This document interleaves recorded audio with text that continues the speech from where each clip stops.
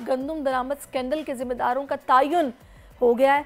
तहकीकात मुकम्मल हो गई हैं। पाकिस्तान की तारीख में गंदम के बदतरीन स्कैंडल में निगरान हुकूमत को क्लीन चिट मिल गई है और जिम्मेदारी अफसरों पर डाल दी गई है। साथ साथ ये भी हुआ कि वज़ीर-ए-आज़म शहबाज शरीफ ने इंक्वायरी कमेटी की सिफारिशात की मंजूरी दे दी है, जिसकी रोशनी में वफाकी वजारत नेशनल फूड सिक्योरिटी के 4 अफसरान को मुअत्तल कर दिया है। इन अफसरों में साबिक वफाकी secretary national food security Mohammad Asif के खिलाफ बाज़ाब्ता कार्रवाई की मंजूरी दी गई, जबकि साबिक DG plant protection AD Abid, food security commissioner doctor Waseem और डायरेक्टर सुहेल को मुअत्तल कर दिया गया है। जिम्मेदार अफसरान पर नाकिस मनसूबाबंदी और गफलत बरतने का चार्ज लगाया गया, लेकिन यहाँ अहम सवाल ये है कि 1 माह से ज़ायद अरसे की तहकीकात में निगरान दौरे हुकूमत के किसी भी जिम्मेदार को तलब ही नहीं किया गया। निगरान दौर में गंदम दरामद करने की इजाज़त किसने दी? मिकदार का तयन करने की जिम्मेदारी किसकी थी? निगरान हुकूमत ने ज़रूरत से ज़्यादा गंदम दरामद करने के बाद नई मुंतखब हुकूमत को इससे मुतालिक आगाह क्यों नहीं किया? इन सवालों का जवाब नहीं मिल सका है और इसी पर हमें बात करनी है, इसी के जवाब हमें तलाश करना है। इस वक्त चौधरी हसीब साहब ने हमें ज्वाइन किया है, जो कि चेयरमैन किसान इत्तेहाद हैं। अस्सलाम वालेकुम चौधरी साहब। वालेकुम सलाम। चौधरी साहब, मैंने बड़ी डिटेल से सारी बातें बताई हैं और जो जिम्मेदारान हैं उनका भी बताया है और जिनको नहीं बुलाया गया उनकी भी बात की है। जो ये फाइंडिंग्स है कमेटी की, आप कितने मुतमईन हैं? बिस्मिल्लाहिर्रहमानिर्रहीम। अभी आपने प्रोग्राम के इंट्रोडक्शन में जो कि एक स्टार्ट किया आपने बहुत ही अच्छी बात से कि धोखा एक ऐसी चीज है जो घूम फिर के आपके अपने घर तक आएगा, वो रास्ता नहीं भूलेगा। काश आपकी ये बात ऐवाने बाला में बैठे वो लोग जिनको ये फाइंडिंग्स कमेटी की पेश की गई, या वो लोग जिन्होंने ये कमेटी बनाकर ये सारी फाइंडिंग की, उन तक भी ये बात पहुंच जाती। गुजारिश ये है कि इंतहाई दुख और अफसोस के साथ कहना पड़ रहा है कि गंदम स्कैंडल के 3 रुख बन चुके हैं। एक तो बाहर से गंदम महंगी मंगवाई गई और उस दौर में मंगवाई गई जिस दौर में पाकिस्तान के अंदर ज़रूरी अद्वियात, जान बचाने वाली अद्वियात का रॉ मटेरियल मंगवाने पर भी पाबंदी थी। उस दौर में ज़र्रे मुबादला से डॉलर लेकर 1.25 अरब रुपए की गंदम मंगवाई गई, जिसकी हमें ज़रूरत नहीं थी। फिर उस स्कैंडल का दूसरा स्कैंडल तब शुरू हुआ जब हुकूमत ने किसानों से गंदम खरीदने से इनकार कर दिया। 3,900 रुपए की इमदादी कीमत ज़रूर दी गई और किसान ने इसी कीमत को मद्देनजर रखते हुए अपनी गंदम के ऊपर खर्चा किया। किसान ने फी एकड़ गंदम 1,40,000 50,000 में तैयार की और आज उसकी वही गंदम 2400 से 2500 रुपए मन मार्केट में रुल रही है और उसको कोई खरीदने के लिए तैयार नहीं है। ये तस्वीर का दूसरा रुख, इस स्कैंडल का दूसरा रुख, फी एकड़ काश्तकार की जेब से, किसान की जेब से आपने 60,000 रुपया निकाल लिया, निकाल कर माफिया की जेब में डाल दिया। जिस बेचारे ने 10 एकड़ गंदम काश्त की थी, उस बेचारे की जेब से आपने 6 से 7 लाख रुपया निकाल लिया। अब आ जाएं तस्वीर के तीसरे रुख की तरफ, जो इससे भी ज्यादा खौफनाक और इससे भी ज्यादा खतरनाक होने जा रहा है, क्योंकि गवर्नमेंट ने तो गंदम प्रोक्योर की नहीं।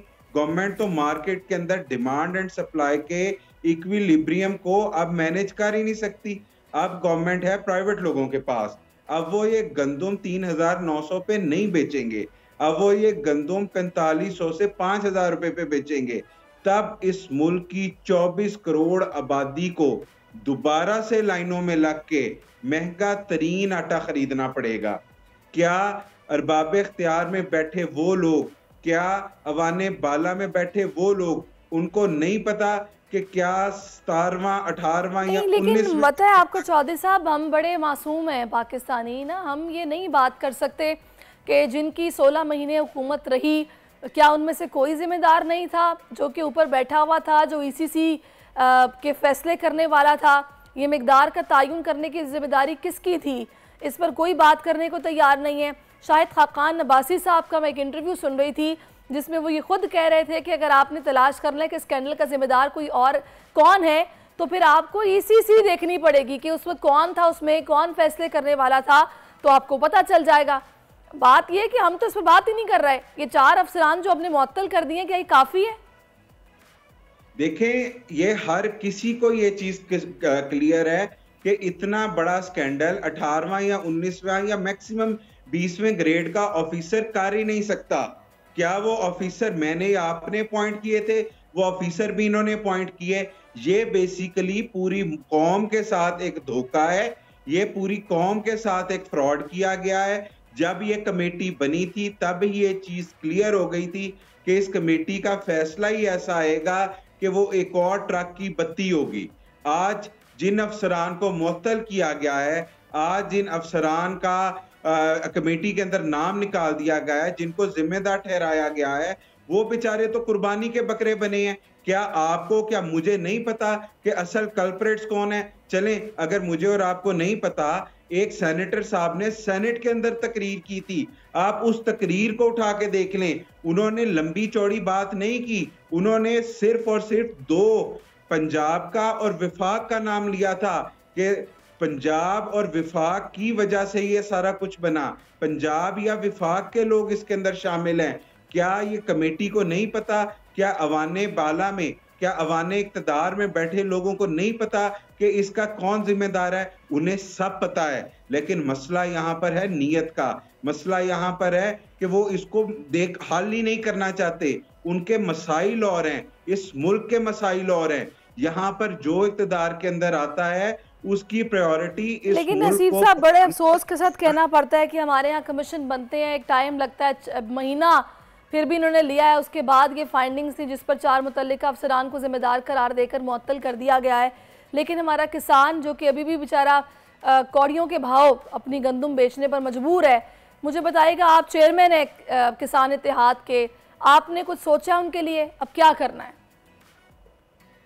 हमने हर तरह का हुकूमत से मुज़ाकरात भी कर देख लिए, हमने एहतजाज भी कर देख लिए, हमने लाठी चार्ज भी बर्दाश्त किया, शेलिंग भी बर्दाश्त की। इस मुल्क का अनाज पैदा करने वाले को दहशत गर्दों की तरह गिरफ्तार करके हवालात में भी बंद किया गया। हमने ये सब कुछ कर देख लिया। अब अगर हमारे साथ इस कदर जुल्म ज्यादती हुई है और इस जुल्म ज्यादती के खिलाफ हुकूमत ने हमारी कोई मदद नहीं की, तो आने वाले सालों में आप इसका रिजल्ट देखेंगे। अगर इस मुल्क का किसान गंदुम में खुद कफील कर सकता है, इस मुल्क को अगर आटे में खुद कफील कर सकता है, कि हमेशा किसान ने ठेका नहीं उठाया कि वो अपनी खून पसीने की कमाई को नुकसान में कर दे। 6 महीने वो एक फसल पैदा करे, 6 महीने के बाद उसको पता लगे कि अब उसकी फसल की कीमत मिडलमैन, उसकी फसल की कीमत आड़ती व्यापारी, वो उसकी फसल का तयन करेंगे। ये जुल्म ज्यादती अब नहीं चलेगी। इस वक्त लोगों ने फसल काट कर, गंदुम काट कर या खुले आसमान के नीचे रखी हुई है या अपने डेरों के अंदर कुछ रखी हुई है, कुछ ने अमरे मजबूरी औने पौने बेच दिया है। लोग अगली फसल नहीं काश्त कर रहे। लोगों के पास इस वक्त इतने वसाइल ही नहीं है कि वो अगली फसल काश्त कर सकें। आप IMF के चुंगल से कैसे निकलेंगे? आप एक ऐसे सर्कल के अंदर जा रहे हैं। इस मुल्क की 65% आबादी ज़राअत से लिंक है। जब ज़राअत से लिंक लोगों का मुआशी कत्ल कर देंगे तो आप इस मुल्क को तरक्की की राह पर कैसे गामजन करेंगे? बिल्कुल आपने वजह फरमाया, ये वो बिगाड़ है कि जिसको ठीक करना बहुत ज़रूरी है। वरना जाहिर है अगर इस मुल्क का किसान परेशान रहेगा तो तुम्हारी तो एग्रो बेस्ड इकॉनमी है, तो कभी भी ये नहीं मुमकिन है कि वो मामलात इकॉनमी रिलेटेड सही चले। ये एक अफरा तफरी सिचुएशन रहा करेगी। बहुत शुक्रिया आपका चौधरी असीब अनवर साहब, आप हमारे साथ मौजूद रहे और आपने इस हवाले से अपना नुक्ता नज़र बयान किया है। सब्सक्राइब करें और बेल दबाएं ताकि कोई खबर रह न जाए।